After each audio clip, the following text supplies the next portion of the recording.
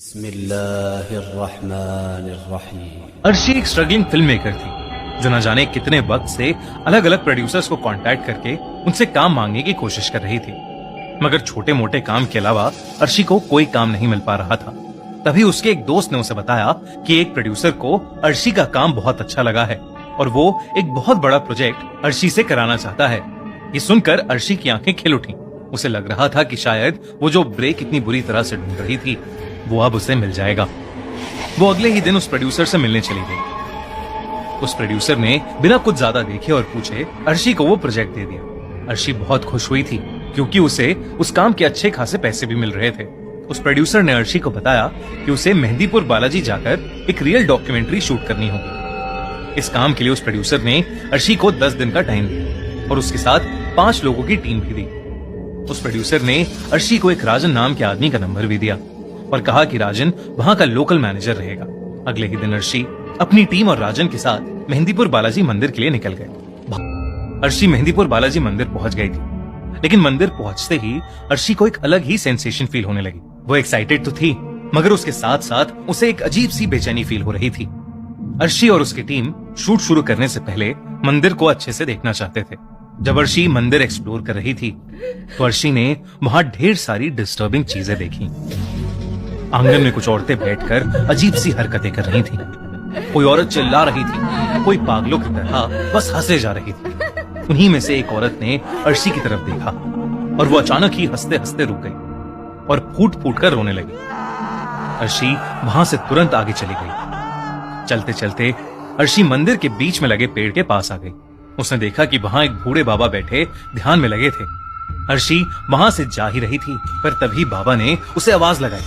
अर्शी एकदम से चौंक गई और वहीं रुक गई। उन बूढ़े बाबा ने आंखें खोली और अर्शी को घूर कर देखा। उन्होंने उससे कहा, बालाजी के मंदिर में कई चमत्कार भी होते हैं, लेकिन कई खौफनाक चीजें भी। ये कहते ही वो बाबा अजीब ढंग से हंसने लगे। अर्शी के साथ मौजूद राजन उसे वहां से ले गए। राजन ने अर्शी को बताया कि अगर कोई उसका नाम पुकारे तो पलट कर नहीं देखना। मंदिर के अंदर जो प्रसाद मिले उसे घर लेकर बिल्कुल भी मत जाना। अर्शी ने ऐसी बातें पहले भी सुनी थी। उसकी माँ उसे बताया करती थी कि बालाजी मंदिर में भगवान की बहुत ही ताकतवर शक्ति है जो लोगों को शैतानी काली शक्तियों से बचाती है। लेकिन अगर किसी इंसान ने बालाजी मंदिर के नियम तोड़े तो वो काली शक्तियां उस इंसान को हमेशा हमेशा के लिए जकड़ लेती हैं।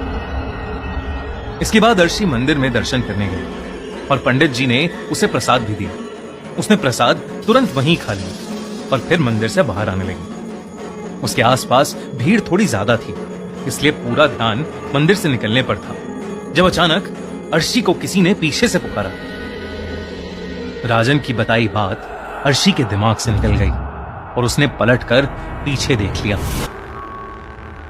वहां कोई भी नहीं था। अर्शी मंदिर से बाहर तो आ गई थी, मगर अब उसका माथा बहुत तेज दर्द से फटने लगा था। तभी अचानक उसका फोन बजा और वो एकदम से हड़बड़ा गई। अर्शी का फोन उसके हाथ से छूटकर नीचे गिर गया और टूट गया। वो अपने फोन के टुकड़े उठा ही रही थी कि तभी उसकी टीम का एक मेंबर आया और उसे बुलाकर अपने साथ ले गया। मंदिर से वापस आते ही अर्शी की तबीयत बिगड़ती जा रही थी। अर्शी का मन बहुत भारी होता जा रहा था। उसे ऐसा लग रहा था कि जैसे उसे ठीक से सांस नहीं आ रही हो, और इसलिए अपने होटल पहुंचते ही अर्शी रूम में जाकर दवाई लेकर सीधा सो गई। सोते सोते अचानक ही अर्शी को एक सपना आया जिसमें एक काला साया अर्शी का गला दबा रहा था। अर्शी को ऐसा लगने लगा जैसे उसका दम घुट रहा हो। अचानक अर्शी की नींद खुल गई।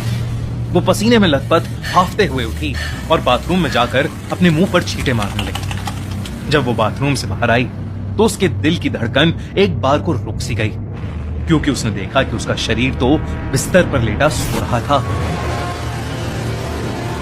उसे कुछ समझ नहीं आया कि आखिर उसके साथ ये क्या हो रहा था। वो बार बार अपने शरीर को छूने की कोशिश कर रही थी, मगर किसी हवा के झोंके की तरह उसका हाथ शरीर से आर पार हो रहा था। अचानक ही उसे एक अजीब सी आवाज आने लगी, किसी के बहुत तेज सांस लेने की आवाज। अर्शी ने मुड़कर देखा तो उसके बाथरूम की लाइट्स फ्लिकर हो रही थी। वो बाथरूम की तरफ गई तो वहां कोई भी नहीं था। मगर वो जैसे ही मुड़ी उसने देखा कि उसका शरीर अब बिस्तर पर बैठा हुआ था। उसके बालों ने उसके चेहरे को कवर किया हुआ था और वो तेज सांसें लेने की आवाज अर्शी के शरीर से ही आ रही थी। वो जैसे ही अपने शरीर के पास गई, अचानक से उसके शरीर ने अपना सर उठाया और अर्शी का दिल बुरी तरह दहल उठा। अर्शी का चेहरा किसी चुड़ैल जैसा लग रहा था और तो और उसके चेहरे पर नाक या होठ नहीं थे, सिर्फ 2 लाल आंखें थीं। ये देखकर अर्शी बहुत जोर से चिल्लाई और उसने अपनी आंखें बंद कर लीं। जब उसकी आंखें खुली तो वो अपने बेड पर ही थी। उसे रियलाइज हुआ कि वो तो बस एक सपना देख रही थी, मगर वो सपना बिल्कुल असली जैसा था।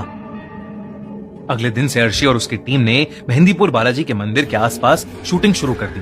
उन्होंने फिर से वहां कई सारे पोजेस्ड लोगों को देखा और उनका एग्जॉर्सिज्म होते हुए भी देखा। 4 दिन तक उन्होंने यही सारी शूटिंग की और बड़े बड़े पुजारियों का इंटरव्यू लिया। अर्शी वैसे तो अपने काम में खूब मन लगा रही थी, मगर उसकी तबीयत 4 दिन से काफी खराब हो रही थी और उसके पूरे शरीर पर रैशेस भी हो गए थे। जब अर्शी मंदिर के सबसे बड़े पुजारी का इंटरव्यू लेने पहुंची तो उन्होंने उसे कमरे के अंदर आने से मना कर दिया और उन्होंने हड़बड़ी में मंदिर के स्टाफ से अर्शी को एक रूम में बंद करने को कह दिया। उस पुजारी ने बताया कि अर्शी पर किसी बहुत बुरी आत्मा का साया पड़ गया था और उसके शरीर के रैशेस कोई बीमारी नहीं, बल्कि धीरे धीरे उसके शरीर पर उस काली आत्मा के बढ़ते हुए कब्जे के निशान थे। अचानक ही कमरे में अकेली बंद अर्शी को दौरे पड़ने लगे। उसकी आंखें एकदम लाल हो गईं और उसके शरीर के निशान अब पूरी तरह उसकी बॉडी पर फैल गए थे।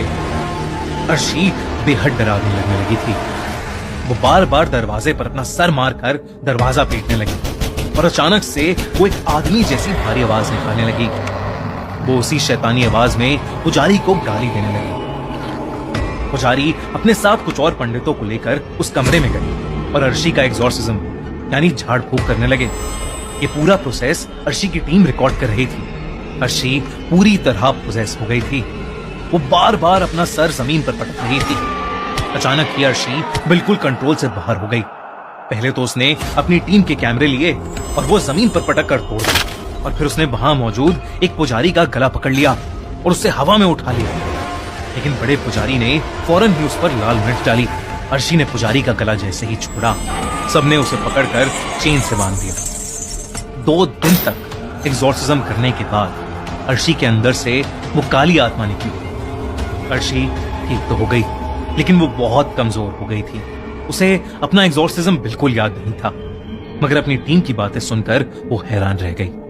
इस इंसिडेंट के बाद अर्शी को उस डॉक्यूमेंट्री प्रोजेक्ट से हटा दिया गया और अर्शी ने फिल्में बनाने का सपना हमेशा हमेशा के लिए छोड़ दिया। पर अर्शी कभी समझ नहीं पाई कि उसके साथ ये सब क्यों हुआ और कैसे। आपको क्या लगता है,